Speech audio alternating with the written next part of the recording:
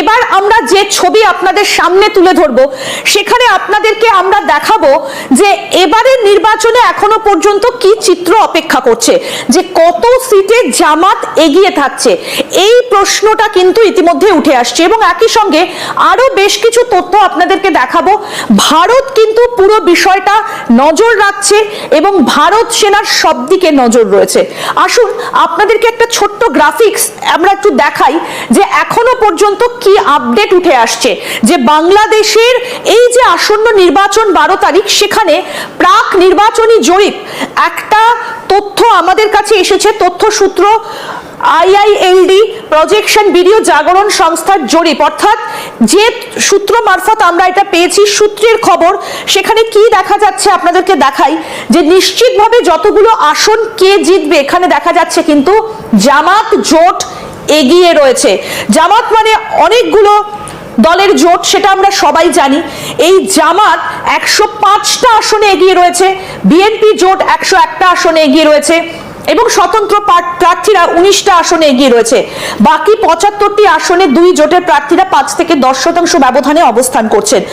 এইটা কিন্তু অত্যন্ত তাৎপর্যপূর্ণ, অর্থাৎ বাংলাদেশি জামাত জোট এই মুহূর্তে এগিয়ে রয়েছে। আমরা জানি যে এবার আওয়ামী লীগকে নির্বাচনে লড়তে দেওয়া হয়নি, আওয়ামী লীগকে সাসপেন্ড করে রাখা হয়েছে, ছাত্রলীগও সাসপেন্ড, এই মুহূর্তে বাংলাদেশে আওয়ামী লীগের যে ছাত্র সংগঠন তারাও সাসপেন্ড। সুতরাং এবার লড়াই কিন্তু জামাতের সঙ্গে বিএনপির। আমরা যদি বাংলাদেশের নির্বাচনের ইতিহাসগুলোর দিকে একটু নজর দিই তাহলে সেখানে কিন্তু খুব স্পষ্ট এটা যে বিএনপির সঙ্গে জামাতের একটা জোট ছিল, কিন্তু এই মুহূর্তে দাঁড়িয়ে বিএনপি জামাতের সঙ্গে আর থাকতে চাইছে না, কারণ জামাত কট্টর পন্থা নিয়েছে, বিএনপি সেই কট্টর পন্থা থেকে বেরিয়ে এসেছে। তারা দেশের মানুষের কাছ পর্যন্ত পৌঁছতে চাইছে, কিন্তু জামাত তারা সেই কট্টর পন্থাটাই ধরে রেখেছে এবং ধর্মীয় পথ তারা ধরে রেখেছে, খুব স্পষ্টভাবে ইসলামী কট্টর পন্থা তারা নিয়ে রেখেছে এবং সেখান থেকেই কিন্তু বিএনপির সঙ্গে জামাতের দূরত্ব তৈরি হয়েছে। এবং এই মুহূর্তে দাঁড়িয়ে দেখা যাচ্ছে যে জামাত এগিয়ে রয়েছে, প্রাক নির্বাচনী জরিপে এগিয়ে জামাতের জোট। এবং তারই মধ্যে ঢাকার এই যে প্রেস ক্লাব থেকে যে সাংবাদিকের দেহ উদ্ধার হয়েছে, তাকে যে সূত্র মারফত যে খবর আমরা পাচ্ছি যে তাকে শেষ করে দেবার পেছনে জামাতের হাত থাকলেও থাকতে পারে, তবে তিনি কিন্তু আবার তারেক রহমানের ঘনিষ্ঠ, সেই কথাটাও কিন্তু ভীষণভাবে উঠে আসছে। আমরা এই পুরো বিষয়টা নিয়ে আবার আলোচনায় আসবো। আমাদের সঙ্গে রয়েছেন ডিফেন্স বিশ্লেষক বিশেষজ্ঞ RK শ্রীবাস্তব স্যার। আমরা বেশ কতগুলো তথ্য দেখালাম যে 64 জনের নাম ইতিমধ্যেই ফাঁস হওয়া ফাইলে উঠে এসেছে এবং যারা নির্বাচনটাকে এবারে একটা থ্রেট দিচ্ছেন, যারা থ্রেট দিচ্ছেন সেটা আমরা দেখালাম যে কারা তারা, তাদের নাম উঠে এসেছে। প্রত্যেকটা ডিস্ট্রিক্টে জামাত একজন করে ঠিক করে রেখেছেন এবং সমীক্ষা বলছে, প্রাক নির্বাচনী সমীক্ষা, যে জামাত এগিয়ে রয়েছে। তাহলে কি এবার বাংলাদেশের গদিতে জামাতই আসতে চলেছে? এটা ফেক, মিথ্যা, মিথ্যা আরো মিথ্যা, আর ছাড়া কিছু নেই। আর জেনে বুঝে এরা রেখেছে কি 75টি আসনে আপনার যেটা হবে খুব কড়াকড়ি প্রতিদ্বন্দ্বিতা আছে। কেন এরকম রেখেছে ওরা জানে বিএনপি পাওয়ারে আসছে, আসার পর যারা এরা বানিয়েছে ওদেরকে ছাড়া হবে না, ওকে বঙ্গোপসাগরে পুড়ে দেবে। তাই জন্য ওরা বলছে, আমরা তো বলেছিলাম 105 ভার্সেস 101, যে আপনার জামাত 50 সিট থেকে 90 সিটের মধ্যে ওদের পুরো জোট বসে যাচ্ছে। তাই জন্য আজকে বিএনপি তারেক রহমান বারবার বলছেন আমাকে কোনো জোটের দরকার নেই। আপনার এদের কাছে তো 300 মধ্যে যে ক্যান্ডিডেট ছিল না, তাই জন্য এরা জোট করলো, জামাত ইসলাম এনসিপির সঙ্গে জোট করলো। আর এই যে রেজাল্ট হবে, এই যে 12 তারিখে যেটা ইলেকশনের রেজাল্ট হবে, ওটা খুব সারপ্রাইজিং হবে, ওইটা আশ্চর্য হবে। কেন যে আপনি দেখুন আজ পর্যন্ত যেটা ইম্পিরিক্যাল ডাটা, যেটা ডাটাগুলো অ্যাভেলেবেল আছে, ওর মধ্যে আমি চ্যালেঞ্জ ছড়ে বলছি, পাকিস্তান হোক বা আমাদের JNK হোক বা আমাদের এই আপনার বাংলাদেশ হোক, ওর মধ্যে জামাত ইসলামের কাছে 6% থেকে ভোট তো কোন জায়গায় নেই। তাহলে আপনি যদি একটা পার্টির সঙ্গে প্রতিদ্বন্দ্বিতা করতে গেলে আপনাকে 6% থেকে 30% বা 39% তুলতে হবে। এত বড় আপনার কাছে এত বড় ঢেউ নেই, মানুষের ঢেউ নেই। এই 50 লাখ কাডার ভার্সেস 2 কোটি কাডার, আজকে ওখানে ডিসকাশন হচ্ছে, কে ভালো। এই যে বিএনপি আসলে সন্ত্রাস চালাবে না তো, কেন যে ওদের কাছে 2 কোটি ডেডিকেটেড কাডার আছে, ওদের কাছে হাতিয়ার আছে। ভিসাভিস আপনার জামাত ইসলাম যার কাছে অনেকগুলো ওয়েপন এসছে, অনেকগুলো পয়সা এসছে, টাকা এসছে, অনেকগুলো কান্ট্রি সাপোর্ট করেছে, তারপরে আমেরিকার সাপোর্ট, বিকজ আমেরিকা চায় এরকম রেজাল্ট করতে। আমেরিকা চায় যে কোনো পার্টিকে যদি ওরা ওখানে যদি পেতে না আসে, মেজরিটিতে না আসে, ওরা বিক্রি করতে থাকবে, লুণ্ঠন করতে থাকবে, আর আপনার এই ইউনুস যেটা আছে আর বিক্রি করতে থাকবে আমাদের বাংলাদেশকে। এই ব্যাপার। আর তার ইলেকশন রেজাল্টের পর যখন মানুষ রাস্তায় নামবেন, ওই সেম আগস্ট 2024 মনে আছে তো? আগস্ট 2024-এ যেটা জুলাই মাসে বা আগস্ট মাসে যেটা ভায়োলেন্স হয়েছিল, ওটা তো এখন পর্যন্ত কোনো তদন্ত হয়নি। কে মারলো পেছন থেকে গুলি? 7.62 কার ছিল? একটা ওখান থেকে বডি তো গায়েব, যাকে নিয়ে পুরো এত বড় আপনার আন্দোলন করা হলো, ওর বডি নেই। তাই এই যে আপনার আমাদের বেগম খালেদা জিয়া যেভাবে ওনাকে বিষ দেওয়া হলো, আজকে আপনি যেটা দেখাচ্ছেন, এই যে রিপোর্ট এসছে, ইন্ডিপেন্ডেন্ট রিপোর্ট, মোর দেন 700 সাংবাদিক ওখানে মারা গেছেন উনি। অনেক লোক ওখান থেকে মিসিং। আর মহিলা রিপোর্টারদের তো আরো সিচুয়েশন খারাপ। আমাদের মাদের ওখানে যারা মহিলা রিপোর্টার ছিলেন, ভালো কথা বলতেন, ওদেরকে ওখানে থাকতে দেওয়া হয়নি, ওদেরকে সাইলেন্স করে দেওয়া হয়েছে। বাংলাদেশ কন্ডিশনটাই স্যার, কোথাও গিয়ে আমরা দেখেছিলাম যে গত পরশু রাতে সেখানে 21 জন সাংবাদিককে তুলে নিয়ে যাওয়া হয়েছিল। এটা আমরা দেখেছিলাম শনিবার দিন রাতে একটা অফিস থেকে, শনিবার রাতে। কিন্তু বিষয়টা হচ্ছে যে এখানে আরো একজন সাংবাদিককে জানে শেষ করে দেওয়া হলো। তার মানে কি কোথাও গিয়ে সাংবাদিকদের সঙ্গে একটা কিছু দেখানোর চেষ্টা করছে? তাই কি সাংবাদিকদের বেছে বেছে এইভাবে সরিয়ে দেওয়া হচ্ছে, তুলে নিয়ে যাওয়া হচ্ছে? আপনি তো সাংবাদিকদের জন্য, সাংবাদিক যেহেতু ওদের চোখের উপরে, ওরা একটা ক্যামেরার উপরে আছে, এরা প্রিন্ট মিডিয়াতে আছে, সোশ্যাল মিডিয়াতে আছে, আমরা বুঝতে পারছি। আপনার জেলের মধ্যে এই যে 7 লক্ষ লোক যাদের পোস্টাল ব্যালট দেওয়া হয়েছে, ওর মধ্যে ম্যাক্সিমাম লোক আপনার জেলে আছে। জেলে কত লোক ওয়েট করছে, ওরা অপেক্ষা করছে। আর আমাদের একজন লোক, হিন্দু লোক, ওখানে মিনিস্টার ছিলেন, মারা গেলেন, ওর কোনো এলাজ হয়নি, এটা আপনিও জানেন। তাহলে এই জেলের মধ্যে কারা? এই হিউম্যান রাইট ভায়োলেশন কোথায়? আপনি আমেরিকাকে বিক্রি করে দিয়েছেন, এই ইউনুস আমেরিকাকে বাংলাদেশ বিক্রি করে দিয়েছে, ওদেরকে দাস বানিয়ে দেওয়া হয়েছে। তাই জন্য কথা কেউ বলছে না। আর বাংলাদেশের কতজন মানুষ আরো মারা পড়বে, আরো ওরা গায়েব হয়ে যাবে, আরো ঘর্ষণ হবে আমাদের হিন্দুদের। ওরা তো বলছে, বাংলাদেশের হিন্দুরা বলছে কি আমাদের কেউ পার্টি আসুক, চাই আওয়ামী লীগ গত কাব্বার ছিল, এবার বিএনপি আসুক বা জামাত ইসলাম আসুক, আমাদের সিচুয়েশন চেঞ্জ হবে না। আমাদেরকে প্রতারিত করতে থাকবে, আমাদের মা বোনের ইজ্জতটা শেষ করতে থাকবে। আমাদের শহীদ দীপু দাস হবেন, যেনাকে জিন্দা পুড়িয়ে দেওয়া হবে, আর ওনার ছবি। এই যে আমরা সেই ছবি দেখাচ্ছি যে বাংলাদেশ টাইমস এর অফিস থেকে 21 জন সাংবাদিককে তুলে নিয়ে যাওয়া হলো। মানে কি অদ্ভুত সিচুয়েশন!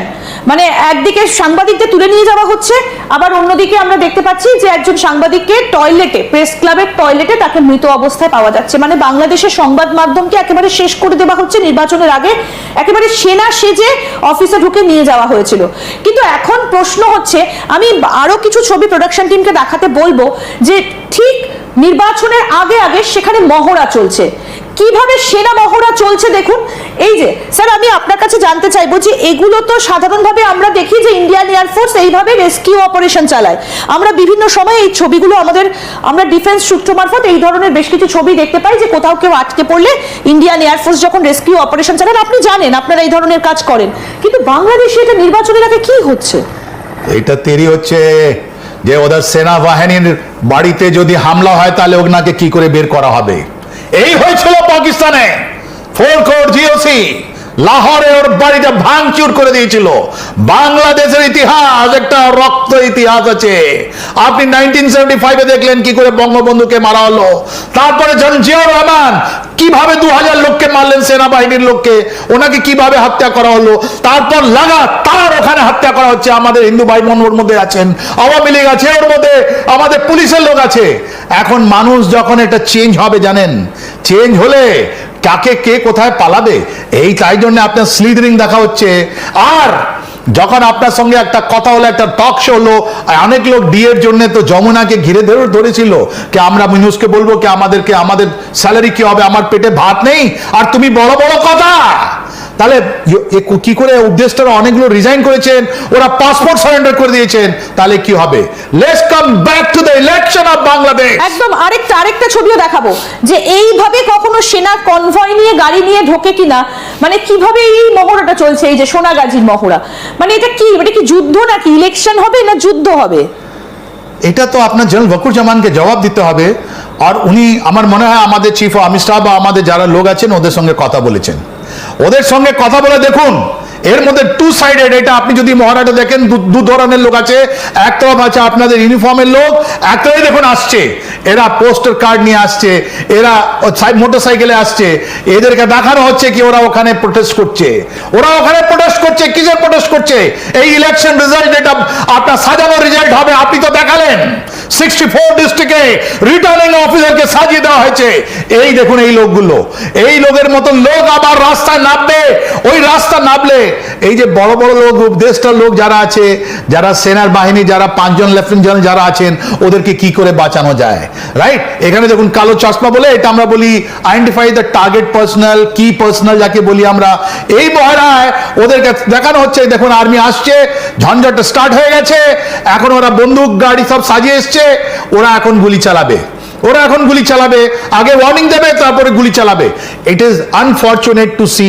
উপরে দেখুন ড্রোন চালিয়ে দিয়েছে ওরা, রাইট? এটা আনফরচুনেট, সাইজ আপ হচ্ছে, ওরা এক জায়গায় দাঁড়িয়ে যাচ্ছে, তারপরে মাইক্রোফোনে ওরা এখন কথা বলবে, দেখবেন আপনি মাইক্রোফোনে ওরা কথা বলবে, ওদেরকে ওয়ার্নিং, দেখুন মাইক্রোফোনে কথা বলা হচ্ছে, ওদেরকে ওয়ার্নিং দেওয়া হচ্ছে কি তোমরা চলে যাও, নাহলে আমরা এখানে গুলি চালাবো না। ওই আপনি দেখবেন এবার যে যাদেরকে দেখানো হচ্ছে, যারা এখানে প্রোটেস্ট করছেন, এরা এখন আরো হিংসক হয়ে যাবে। তারপরে এরা বলবে কি ওকে আমরা পজিশন নিচ্ছি, আমরা উপরে ফায়ার করছি, তারপরে ওদেরকে মারা হবে। এই বাংলাদেশ আর্মি এই সিচুয়েশনে নামবে? বাংলাদেশ আর্মির এই প্রস্তুতি দেওয়ার জন্য কে দায়ী? জেনারেল ওয়াকুরুজ্জামান দায়ী। উনি কেন শেখ হাসিনা বাজাদকে একটা সামরিক বিমান দিলেন যেটা ইন্ডিয়াতে নিয়ে, ইন্ডিয়া কোনোদিন চায়নি? এই জেনারেল ওয়াকুরুজ্জামান, এনাকে আনসার দিতে হবে, এনাকে জবাব দিতে হবে। 5 আগস্ট 2024 নিজের ডিসিশন নিয়েছেন, পুরো বাংলাদেশ ডিসেস্টাবলাইজ হয়ে গেছে, এনার উপরে কোনো শাসন নেই। ইনি নিজে বলেছেন ইউনুসকে তাড়াতে, আর ইউনুস অন্যদিকে আমেরিকাকে নিয়ে আসছেন, তাহলে চায়না কি করবে? এটা বাংলাদেশ একটা নতুন একটা ব্যাটল গ্রাউন্ড হয়ে গেছে, যেখানে আপনার চায়না আমেরিকান ইন্টারেস্ট খোলাখুলি নগ্নভাবে আপনারা দেখতে পাচ্ছেন। তাই জন্য ইন্ডিয়ান আর্মি এখন সজাগ আছে। কেন যে যখন আমরা একটু শোনাই স্যার, আমরা এই জায়গাটাতে আলোচনায় আসবো, আমরা একটু শোনাবো যে ভারতের সেনাপ্রধান তিনি কি বলেছেন। Anything which is happening under the guidance. You asked in Hindi or English firstly? Hindi में। तो जो आपने पूछा था, सबसे पहले हमें ये जानना जरूरी है कि ये कौन सी सरकार है जो वहां पर है। अगर वो इंटरिम सरकार है तो क्या जो वो एक्शंस ले रहा है, क्या वो 4 या 5 साल के लिए हैं या 4 या 5 महीने के लिए हैं? तो उस चीज को मद्देनजर रखते हुए क्या हमें उसमें तुरंत रिएक्ट करने की जरूरत है या नहीं, ये हमें समझना चाहिए। सबसे बड़ी बात तो ये है। दूसरी बात ये है कि आज की तारीख पे तीनों सेनाओं ने अपने अपने चैनल्स पूरे खुले रखे हैं। भारतीय सेना ने तो मल्टीपल चैनल्स ऑफ कम्युनिकेशन खुले रखे हुए हैं, जो उनके वहां पे चीफ हैं, उनके से मेरी रेगुलर बात होती रहती है। उसी प्रकार से हमारे बाकी चैनल से भी हमें एक दूसरे से बातचीत होती रहती है। आपको ये भी याद होगा कि हमने एक डेलीगेशन भी वहां भेजा था, जिसने वहां पे सबसे जाके मुलाकात की थी। उसी प्रकार से चीफ ऑफ नेवल स्टाफ ने बात की है, उसी प्रकार से चीफ ऑफ एयर स्टाफ ने बात की है। इरादा यह है कि किसी प्रकार का कोई मिसकम्युनिकेशन या मिसअंडरस्टैंडिंग ना हो। तो मैं आपको यही भरोसा दिलाना चाहता हूं कि आज की तारीख पे जो भी वो कार्रवाई कर रहे हैं, तीनों सेनाओं जो कार्रवाई कर रही हैं, वो किसी भारत के किसी प्रकार के खिलाफ की कार्रवाई नहीं है। जहां तक कैपेबिलिटी डेवलपमेंट की अब बात करें तो कैपेबिलिटी डेवलपमेंट एक चीज है जो चलती रहती है पूरे वक्त। भारत भी कर रहा है, बाकी देश भी कर रहे हैं, तो वो सबको ऊपर लागू है, वो अपनी कैपेबिलिटी डेवलपमेंट कर सकते हैं। जहां तक हमारी तैयारी है, हम उसको क्लोजली मॉनिटर कर रहे हैं। हमारा जो कोर ग्रुप होता है इसके बारे में बातचीत करता रहता है और ये देखता रहता है कि कोई ऐसा कोई मिसकम्युनिकेशन ना हो जिससे कि बात आगे बढ़ जाए। और जहां हमें एश्योरेंस चाहिए हम उनसे लगातार बात करते रहते हैं। हमारी आपस में ट्रेनिंग के भी एक्सचेंज हो रहे हैं, हमारे भी ऑफिसर्स वहां एनडीसी के लिए जा रहे हैं, उनके भी ऑफिसर्स यहां पे आ रहे हैं। तो उस मिलिट्री रिलेशनशिप में किसी भी प्रकार की कमी पेशी नहीं आई है। আমি এখান থেকে স্যার আপনার কাছে প্রশ্ন করব যে আমরা এখনো পর্যন্ত যা ইঙ্গিত পাচ্ছি, একটা বাংলাদেশের সূত্রের একটা খবর, তারা বলছে যে বিএনপি এগিয়ে রয়েছে। কিন্তু যদি বিএনপি সরকার গড়ে তাহলে ভারত কি করবে? যদি জামাত সরকার গড়ে তাহলে ভারতের কি করণীয়? দেখুন, এটা ন্যারেটিভের মধ্যে 3টেই অপশন আছে। এটা আপনার বিএনপি আসবে, একটা জামাতে জোট আসবে, নাহলে একটা আপনার হাং পার্লামেন্ট হবে। এটাই তো 300 লোকের সিট আছে এর মধ্যে। এই যে আপনি এখন চিফ অফ আর্মি স্টাফ দেখালেন, আমাদের Indian army chief of staff খুব সুন্দরভাবে বলছেন আমাদের পাকিস্তানের বাংলাদেশকে আমরা হাত জোড় করে বলে দিচ্ছি, তোমরা ইন্ডিপেন্ডেন্ট কান্ট্রি, আমাদের সঙ্গে কম্পেয়ার করো না বাবা, তোমরা যা খুশি আছে করো, আমাদের থেকে কম্পেয়ার করা কোনো দরকারই নেই। তোমাদের আলাদা প্রবলেম, আমাদের আলাদা। আমাদের সঙ্গে বাংলাদেশের ভাই বোনকে আমরা 17 কোটি বলি। যখন উনি ভোট দিতে যাবেন, 7 কোটি না 9 কোটি আছে, ওরা যখন ভোট দিতে যাবে না, দিয়েছেন, এটা খুব মানে খুব আপনি বিচার করবেন কে কি আছে। আমরা জানি যদি বিএনপি আসলে 6 মাসের মধ্যে আবার একটা ইলেকশন হবে। কেন যে এই তারেক রহমান যিনি আছেন, উনি নিজের মায়ের মতন উনি আবার একটা রিকনসিলিয়েশন করবেন, যার মধ্যে আওয়ামী লীগ আসবে, অ্যান্ড তারপর আবার আওয়ামী লীগ অ্যান্ড ওর মধ্যে থাকবে আপনার কি নাম বিএনপি, ওর মধ্যে জামাত থাকবে, ওর মধ্যে সবাই থাকবে ওখানে। উনি বলেন লড়ো, that is the fair election. এটাই হয়, এটাই আমাদের ওদের স্ট্র্যাটেজি। আমি জানি এটাই স্ট্র্যাটেজি আছে বিএনপি, কি ওদেরকে আসতে দাও, আর আমাদের আসার পর এসব আমরা মানি না। আমাদের চোখু কিন্তু রেজাল্টের উপরে নয়, আমাদের চোখু কিন্তু আছে এই রিফারেন্ডাম। এই রিফারেন্ডামটা রিজেক্ট হবে আমার যতদূর ধারণা আছে। কেন যদি এরা রিগিং না করে, যেরকম আপনি দেখিয়েছেন 64 ডিস্ট্রিক্টে জামাত, বিএনপি লোক তো 12টা যেতে ডিস্ট্রিক্টে আছে, ওরা করবে না। কিন্তু এনসিপিএন এরা যারা আছে, জোর জবরদস্তি ওরা রিটার্নিং অফিসার দিয়ে জামাত এসে যাওয়া মানে, জামাত সরকারে এসে যাওয়া মানে তো বাংলাদেশই পাকিস্তান হয়ে যাওয়া। Very nice. জামাত ইসলাম বাংলাদেশ আপনার মারফতে আমি বলতে চাই খুবই কনফিউজ পার্টি। ওনাকে যে জামাত ইসলামকে যে বানিয়েছিলেন, ওনার নাম ছিল মদুদি সাহেব। উনি আমাদের হায়দ্রাবাদে 1903-তে জন্ম নিয়েছিলেন। 1903 বছরে উনি যখন আমাদের ব্রিটিশ এখানে শাসন করত, তখন ওনার জন্ম হয়েছিল। 1941-এ উনি জামাত ইসলাম বানিয়েছিলেন, রাইট? ওনার পড়াশোনা তো কোনো, উনি ডক্টর ছিলেন না, উনি ইঞ্জিনিয়ার ছিলেন না, কিছু ছিলেন না। উনি এটা দারুল উলুম থেকে পড়লেন, তারপরে একটু ফার্সি টার্জি পড়লেন, আর তারপর ওখান থেকে আপনার ইজিপ্ট থেকে যতগুলো জিনিস আছে ওটা তর্জমা করে ট্রান্সলেট করে উনি আমার নিজের পার্টি দাঁড় করালেন। আর যখন উনি দাঁড় করালেন, উনি ফ্রিডম ফাইটারে, কোনো ফ্রিডম স্ট্রাগলে কোনোদিন সাথে ছিলেন না। উনি বলছেন আমি ইউনিফাইড, আমি একটা নতুন জিনিস বানাবো। আর উনি আপনার সালাফি যেটা আপনার আছে, যেটা লস্করে তৈবা আপনি দেখছেন, ওরা দেওবন্দি, ওরা বরেলভি, এসবের আগেনস্টে। তো জামাত ইসলাম একটা আলাদা। তারপর উনি গিয়েছিলেন আপনার পাকিস্তানে 1947-এ, যাওয়ার সঙ্গে সঙ্গে ওনাকে অ্যারেস্ট করা হলো। কেন যে উনি ফতোয়া জারি করেছিলেন কাশ্মীর নিয়ে, আর ওখানকার গভর্নমেন্ট বললো না তুমি এটা করতে পারো না, অ্যারেস্ট। ওর পর 5 বার উনি জেল গেছেন।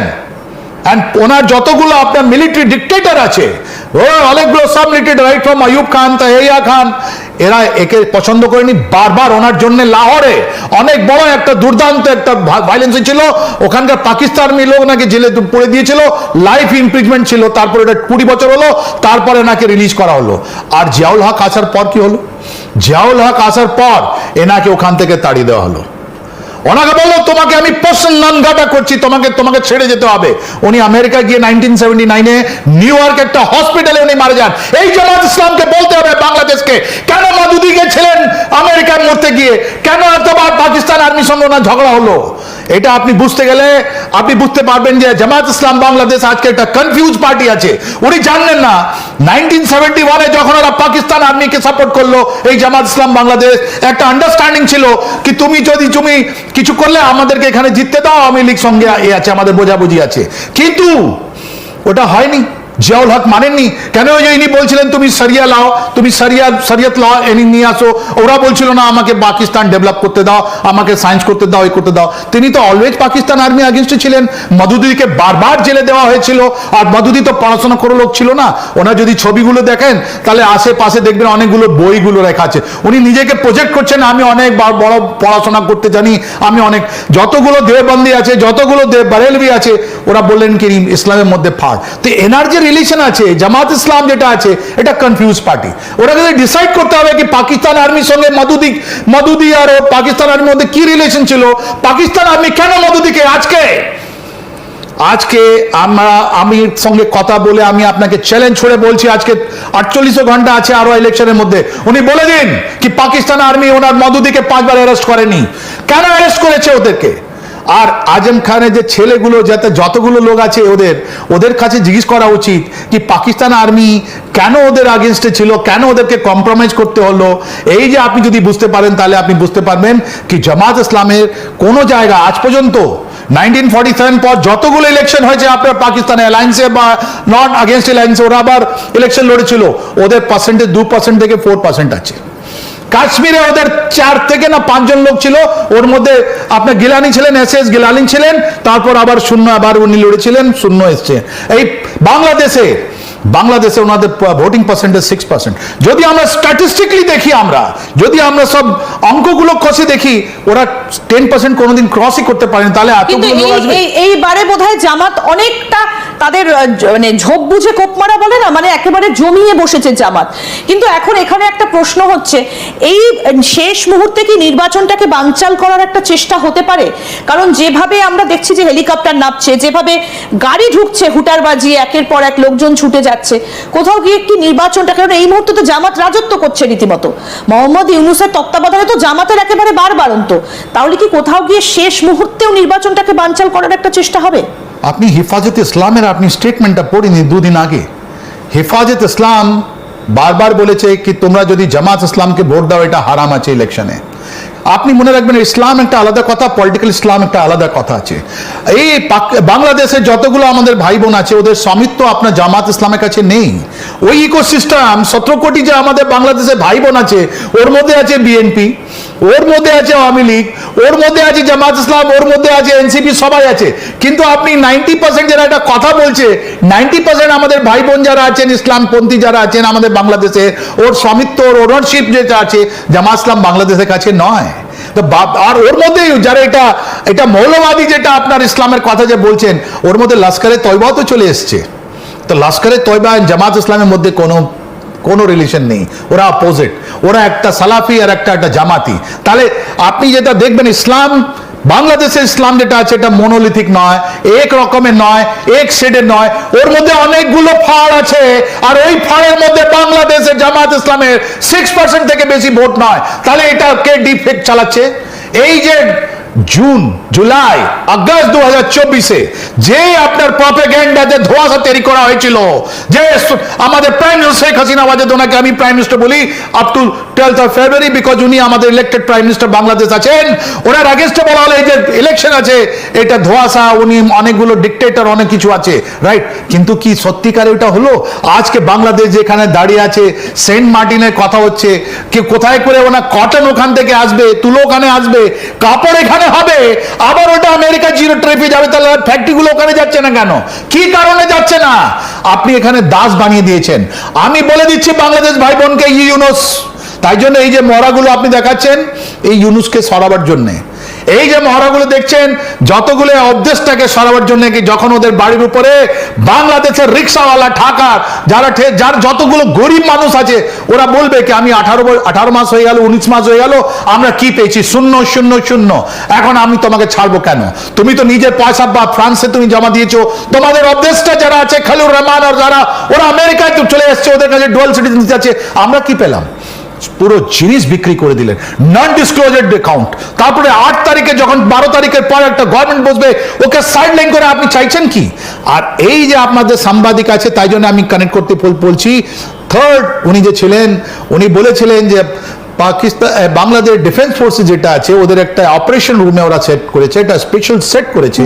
ওর মধ্যে পাকিস্তান আইএসআই সেল যেটা কমিশনারের কাছে আছে, ওরা দুজন মিলে মিশে ওরা প্রত্যেকটা 300 সিটের মধ্যে 298, যেখানে ইলেকশন হচ্ছে, 2টো সিট বেগম খালেদা জিয়ার জন্য ওটা ভ্যাকেন্ট হয়েছে, ওই 298 সিটে কে কোথায় জিতবে, কিভাবে জিতবে, কি করে আমরা এটা আনবো, একটা সিচুয়েশন ক্রিয়েট করব যেখানে কারো কাছে আপনার হবে না। একদিকে আপনার যেটা রেফারেন্ডাম আছে, ওটা কি করে করতে পারবো, এই জিনিসটা আপনাকে আনা হচ্ছে। আর এটা খুবই, এই যতগুলো আপনি ছবি দেখছেন না, ফটো ইন ফটো আউট, আপনার যদি জামাত ইসলাম যদি একটু পাওয়ারফুল থাকতো, তাহলে একলা চলতো ওরা। ওদের কাছে ক্যান্ডিডেট নেই, এনসিপি 32টা সিট দিয়েছে, এনসিপির কাছে লোক নেই। এটাই তো আপনার আমেরিকা যিনি ডিপ্লোম্যাট আছে, উনি বারবার বলছেন কি Yunus has failed to develop a political party. উনি কনভার্ট করতে পারেননি, উনি ফেলিয়ার আছেন। তাই জন্য ওনাকে জামাত ইসলাম আর এনসিপিরও ফাড় হয়ে গেছে কি আমি জামাত ইসলাম কাছে যাবো কেন? 4টে ইউনিভার্সিটিতে আপনি স্টুডেন্ট করেছেন, বিকজ ওখানে সন্ত্রাসবাদ চলছে বন্দুক জোরে। ওখানে মেয়েরা মেয়েদের বলছে, মেয়েরা বলছে তোমরা তো আমাদেরকে করেছো, তোমাদের সিন্ডিকেটের দল, আমরা তোমাদের সঙ্গে যাই না। আর এদের হিরোগুলো বলছে কি না না তোমাদেরকে তো পুরো বাড়ি থেকে বেরোতে দেব না, তোমাদের মানে চাকরি হবে না। এই মুহূর্তে দাঁড়িয়ে বাংলাদেশে একটা অদ্ভুত টালমাটাল পরিস্থিতির মধ্যে দিয়ে যাচ্ছে। নির্বাচনের ঠিক দুদিন আগে সেখানে সাংবাদিকদের উপর একের পর এক আঘাত আনা হচ্ছে, আমরা দেখালাম সেটা, যে এর আগে এক অফিস রয়েছে, চেয়ার টেবিল রয়েছে, সব রয়েছে, সাংবাদিকরা নেই। কেন সেনা তুলে নিয়ে যাচ্ছে সেটা নিজেই জানে না। তাদের সেই বক্তব্য আমরা দর্শকদেরকে শুনিয়েছি। এবার আবার দেখা যাচ্ছে যে ঢাকার প্রেস ক্লাবে এবং আরো বেশ কিছু খবর আপনাদেরকে জানিয়ে রাখি যে বিএনপির সঙ্গে কিন্তু এই মুহূর্তে জামাতের একটা তীব্র মতানৈক্য চলছে। কারণ একটা সময় বিএনপির শরিক ছিল জামাত, কিন্তু বিএনপি এখন এই মুহূর্তে জামাতকে সঙ্গে নিতে চাইছে না, কারণ জামাত এই মুহূর্তে উগ্র ইসলামীর পথ ধরেছে আর সেখান থেকে বিএনপি বেরিয়ে আসতে চাইছে, সাধারণ মানুষের কাছে তাদের একটা ভাবমূর্তি তুলে ধরতে চাইছে। এখান থেকেই লড়াইয়ের সূত্রপাত। এমনকি যে সাংবাদিকের শেষ হয়ে গিয়েছেন ঢাকার প্রেস ক্লাবের টয়লেট থেকে যাকে পাওয়া গিয়েছে, তিনি তারেক ঘনিষ্ঠ বলে জানতে পারা যাচ্ছে। এবং আরো একটা বিষয় আমাদের কাছে সূত্র মারফত আমরা জানতে পেরেছি যে ইনি জামাতের বিরোধিতা করেছিলেন, জামাতের চক্ষুশূল হয়েছিলেন, সেই কারণেই তাকে শেষ করে দেওয়া হয়েছে। তাহলে এর পিছনেও কি জামাতের হাত আপনি বলবেন? দেখুন, আমি সরাসরি অ্যানালিসিস করে আমরা দেখতে পাচ্ছি যে একদিকে বিএনপি আছে যার কাছে বাংলাদেশের মানুষের ওদের কাছে আছে, সমর্থন আছে, নো ডাউট। অন্যদিকে জামাত আছে যার কাছে আপনার আমেরিকা আর অন্য লোকের আপনার সাপোর্ট আছে। ওরা চায় যে এরকম পরিস্থিতি তৈরি হয় যেরকম সিরিয়াতে হয়েছিল, যেরকম আফগানিস্তানে হয়েছে, যেরকম অন্য দেশে হয়েছে, আপনার ওরকম সিচুয়েশন তৈরি করলে একটা গভর্নমেন্ট যদি না থাকে, যদি সংসদ ওদের পার্লামেন্ট যদি ফাংশন না করে, তাহলে ধাপে ধাপে এই যে 17 কোটি লোককে আরো উপনিবেশবাদের চেঞ্জ করতে পারে। ওর জন্য আপনাকে ঝান্ডা লাগাতে হবে না, ওখানে এই যেরকম তুলো ওখান থেকে আসবে, কাপড় এখানে তৈরি হবে, আবার ওখানে জিরো ট্যারিফ, কিন্তু আমি ফ্যাক্টরি নিয়ে যাব না, আমি আমাদের বাংলাদেশ ভাই বোনকে পয়সা দেব না, ওদেরকে উচিত যেটা দাম আছে, ওদের মেহনত মজদুরি যেটা দাম আছে ওটা আমি দেব না, আমি কম পয়সা দেবো। তাহলে ব্রিটিশরা কি করেছিল ইন্ডিয়া থেকে? এই যে জিনিস আছে, একদিকে জামাত এটাই সাপোর্ট করছে, বলে যে কোনো কেন প্রকারণে আমরা থাকতে চাই। কিন্তু এটা রাজেশ খানের একটা ছবি আছে, ওর মধ্যে বলছেও লাস্টের দিকে বলেছে, ওটা আপনিও শুনেছেন নিশ্চয়ই, আমরা সবাই শুনেছি, বাংলাদেশে সবাই গান শোনে, খুশবু আ नहीं सकती बनावट के असूलों से, कि खुशबू आ नहीं